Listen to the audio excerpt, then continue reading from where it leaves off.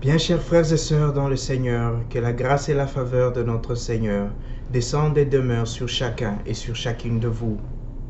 En ce 34e dimanche du temps ordinaire de l'année liturgique A, qui est le dernier dimanche de l'année liturgique, l'Église nous appelle à contempler, à célébrer, à fêter le Christ roi de l'univers. Avant de partager cette homélie avec vous, je voudrais remercier tous les frères et sœurs, tous les amis et amies qui se sont abonnés à notre chaîne, qui nous suivent tous les jours, qui partagent avec nous la parole de Dieu, qui nous aident à répandre cette sémence de vie dans le monde. Merci pour vos abonnements. Merci pour les likes que je vois sur nos vidéos. Merci pour les partages que vous faites de ces vidéos. Parce que vous transmettez au monde cette gloire du Christ. Vous transmettez au monde la vie de Dieu. Vous transmettez aux hommes et aux femmes de ce monde qui a besoin de tant d'amour, qui a besoin de tant du Christ. Vous leur donnez ce pain de vie. Merci à vous et que Dieu continue de vous bénir. Célébrer le Christ roi de l'univers, pour moi, c'est célébrer deux événements. En effet, quand nous regardons l'évangile d'aujourd'hui, la question qui me venait à l'esprit, c'est pourquoi est-ce que l'Église a choisi cet évangile? Pourquoi est-ce que l'Église a choisi l'extrait du jugement dernier pour présenter le Christ roi de l'univers? Est-ce en train de présenter un roi qui juge, un roi qui tranche, un roi qui envoie certaines de ces personnes en enfer et qui envoie d'autres au paradis? Est-ce que c'est ça l'image que l'Église veut nous transmettre du Christ roi de l'univers? Je ne pense pas. La première chose que je pense être à la source de cette célébration, c'est que tout finit dans le Christ. Nous commençons cette année avec la naissance du Christ, la période de l'Avent et puis Noël. Et nous finissons l'année avec le Christ glorifié. Et au cours de l'année, nous faisons le parcours de la vie de Christ. Et donc, nous avons l'ensemble comme le condensé de la vie du Christ dans l'année. Le Christ est né, le Christ a vécu, le Christ a souffert, le Christ est mort, le Christ est ressuscité, il est monté aux cieux et il revient dans sa gloire pour juger le vivant et le mort. En effet, le Christ, la fête du Christ roi, c'est une récapitulation de toute notre année. Nous revivons tout le parcours du Christ. Il était vers le Père, il vient du Père et il va encore retourner vers le Père. Donc, toutes ces choses-là, c'est cela que nous célébrons au fait en premier lieu. Et quoi de plus beau, quoi de plus expressif que cet évangile qui nous dit que le Fils de l'homme vient avec les anges, il vient avec toute la cour céleste, il vient dans toute sa gloire. Cette gloire, comme dira Saint Jean, qu'il avait auprès du Père avant tous les siècles. C'est cette même gloire avec laquelle il revient. Mais il est parti, il a atteint cette gloire, il est entré dans cette gloire comment? C'est en s'abaissant, c'est en devenant petit, c'est en acceptant de mourir à la croix, c'est en s'humiliant, c'est en vivant jusqu'au bout l'amour du Père qu'il a obtenu cette gloire, qu'il a mérité cette gloire. Et l'évangile d'aujourd'hui a deux caractéristiques. Le Christ roi de l'univers est présenté sous deux images. Et ce sont les deux images fortes. Et pour moi, il n'y a pas plus belle présentation du Christ roi de l'univers que celle que nous donne l'évangile d'aujourd'hui. D'un côté, nous avons le roi puissant, le roi merveilleux, le roi dans toute sa grandeur, qui vient avec ses anges. Et de l'autre côté, nous avons le plus petit, nous avons le vulnérable, nous avons celui qui demande, nous avons celui qui a la main tendue. Parce que le Christ dit, chaque fois que vous aurez fait, ou chaque fois que vous n'aurez pas fait, ceci ou cela, à un de ces plus petits qui sont mes frères, alors à moi non plus vous ne l'avez pas fait. Le Christ s'identifie au plus vulnérable, il s'identifie au plus petit, il s'identifie à celui qui est dans le besoin. Lui-même, il s'est fait vulnérable. Notre roi, celui que nous suivons, celui que nous servons, c'est à la fois le Tout-Puissant et le vulnérable. Mais comment est-ce que ces deux peuvent se mettre ensemble? Comment est-ce que nous pouvons comprendre qu'en même temps, le Christ est grand, mais il est petit? qu'en même temps, il est fort et il est vulnérable, qu'en même temps, il est le roi de l'univers, mais qu'il a besoin de nous, qu'il nous tend la main, qu'il a le regard vers nous. Comment comprendre cela? Cela semble être contradictoire. Il y a un exemple que je veux donner, une histoire que j'ai vécue et qui pour moi est une belle expression de cela. Un jour, dans une clôture, un papa revenait du travail. Et lorsqu'il entre dans la clôture, il avait un enfant qui avait peut-être 1 année et demie ou 2 ans. À peine il marchait plus ou moins bien. Et cet enfant, en voyant son père entrer dans la clôture, l'enfant est venu en courant. Il courait en chancelant un peu. Ce n'était pas encore une course d'un enfant qui a des os solides. On sentait qu'à tout moment il pouvait tomber. On sentait qu'à tout moment il pouvait s'arrêter. Qu'à tout moment il pouvait avoir peur et retourner vers sa maman. Mais l'enfant a persévéré. L'enfant a couru. Et pour l'encourager, pour lui faire sentir qu'il a la force, pour lui donner l'élan, son père a déposé son sac, a mis un genou à terre et a ouvert le bras. Sur le coup, ce geste ne m'avait rien dit, mais en réfléchissant sur le Christ roi de l'univers, ce geste m'est revenu. Parce que en faisant cela, cet enfant a senti qu'il regardait son père en face, qu'il voyait son père, il voyait ce sourire, il pouvait bien voir les traits de la face de son père, voir comment son père l'attendait. En voyant les bras ouverts de son père, l'enfant se sentait accueilli, en sécurité et qu'il pouvait avancer. Alors l'enfant pouvait arrêter de penser à sa chute. Il pouvait arrêter de penser qu'il ne marche pas bien.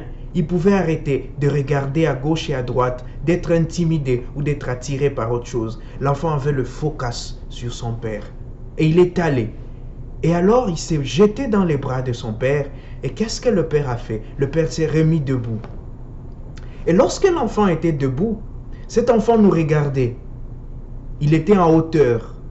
Il se sentait, on pouvait sentir que cet enfant, il se sentait puissant. Il se sentait fort. Il se sentait grand. Il voyait tout le monde en dessous de lui. Voilà une image du Christ roi de l'univers. Notre roi, c'est pas celui qui est sur son trône et qui écrase. C'est pas celui qui est dans sa toute puissance et qui nous regarde en bas et qui n'a rien à faire avec nous et qui n'a rien à dire à nous. Le Christ roi de l'univers, c'est celui qui, de sa toute puissance, veut nous élever. C'est celui qui veut partager sa gloire. C'est celui qui veut partager sa puissance. C'est celui qui veut nous prendre dans ses bras. Et lorsqu'il vient pour le jugement, c'est parce qu'il était déjà venu. Cette gloire-là, il veut la partager avec nous. Il veut nous accueillir. Mais il sait que nous ne pouvons pas atteindre cette gloire. Un enfant qui est petit, il ne peut pas voir le visage de son père. Il faut que ce père s'abaisse. Et c'est ce qu'a fait le Seigneur. Il s'est abaissé. Il est venu à notre niveau. Il ne s'est pas seulement mis à genoux, il nous a lavé aussi les pieds. Il nous a ouvert au mystère de la vie. Il nous a dit qui est le Père. Il nous a révélé la face du Père. Pour que nous aussi, nous nous sentions grands. Pour que nous aussi, nous nous sentions forts. Pour que nous aussi, nous sentions que le Père est avec nous, qu'il nous parle, que nous pouvons le regarder en face et lui parler comme notre Père. Voilà ce que le Christ a fait. Il était tout puissant. Il est descendu. Il a risqué nos injures, nos moqueries, notre abandon. Nous l'avons tué. Parce que nous n'avions pas compris qu'il voulait nous élever. Nous n'avions pas compris qu'il voulait nous faire grands, qu'il voulait que nous devenions comme lui, comme lui-même dira, que là où lui il est, que nous aussi nous soyons. Voilà la première image que je voudrais présenter du Christ roi de l'univers, le Tout-Puissant, mais qui s'abaisse et qui veut que nous venions à lui. C'est dur, comme cet enfant qui est en train de chanceler. C'est dur, nous sentons parfois la lourdeur dans nos pieds. Il faut aller à l'église, ah c'est lourd. Il faut prier chaque jour, ah c'est lourd. Il faut bien vivre avec les gens, c'est pas toujours évident. Il faut respecter sa femme, respecter son mari, c'est pas évident. Il faut faire du bien à ceux qui nous font du mal, c'est pas évident. Il faut donner à manger à ceux qui ont faim, ça ne va pas de soi. faut visiter les malades, ceux qui sont en prison, c'est pas mon problème. Il y a toutes ces lourdeurs-là. Il y a toutes ces pesanteurs qui nous tirent vers le bas, qui ne veulent pas que nous allions vers le Christ. Et pourtant, il a les mains ouvertes. Il a le sourire, il nous attend. Regardons vers le Christ. Focalisons-nous sur le Christ. C'est à cela que cet évangile nous appelle aujourd'hui. À nous focaliser sur le Christ. Ce Christ qui est à genoux, qui nous ouvre les bras. Ce Christ qui est là, qui nous attend. Regardons-lui. Mais comment est-ce que nous le voyons? Comment est-ce que nous le voyons? En se mettant à genoux, et c'est ça le deuxième point, en se mettant à genoux, le Christ prend la place du plus petit. Il se fait petit. Il se fait vulnérable. Et ici, cette vulnérabilité à comprendre dans le sens de quelqu'un qui se laisse toucher. Le Christ se laisse toucher, comme ce papa qui se laisse toucher par cet effort que fait l'enfant, comme ce papa qui se laisse toucher par cet élan de cet enfant, qui se laisse toucher par ce désir de l'enfant à venir l'accueillir.